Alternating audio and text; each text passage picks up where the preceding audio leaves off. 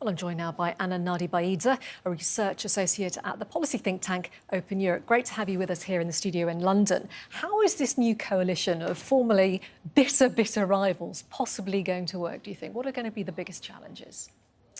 Well, it's going to be quite challenging for them to survive until 2023, when the next election is due.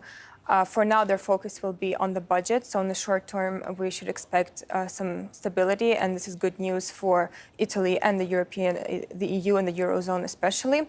But there are a lot of divergences between those two parties. They've been rivals for many years. They've been criticizing each other, and they're going to have trouble coming up with a new cabinet of ministers. So we might have another incoherent coalition government in Italy, and very few chances that it will last until the next election. Yeah, how important is that cabinet going to be, and how important is the position of Giuseppe Conte, who's this sort of kind of almost independent consensus prime minister trying to keep the two sides together?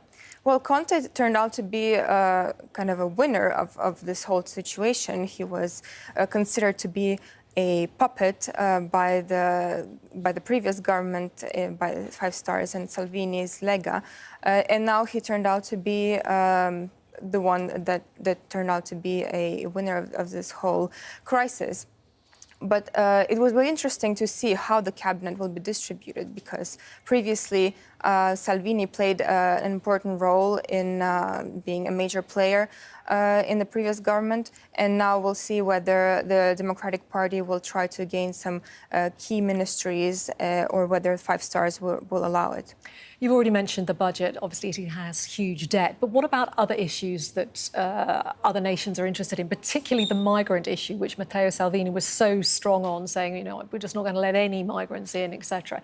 Is Italy's policy regarding migrants likely to change with this new government, do you think? Well, I think the EU would be a bit more reassured about the stance on migration of this new coalition. It will definitely be less confrontational than Salvini's attitude towards Brussels. In that sense, there is hope that actually the migration issue will take a few steps forward during the next few months. But actually, Salvini also could use the rhetoric against this new government. Already has criticized it for being an illegitimate one, for being one that whose only aim is to push him out of government. But also on the issue of migration, he's likely to say that, you know, look at this new government. It's allowing migrants into Italy, and that is actually likely to strengthen his position. Really good to get your thoughts on the issue. Anna, thanks so much for joining us. Thank you.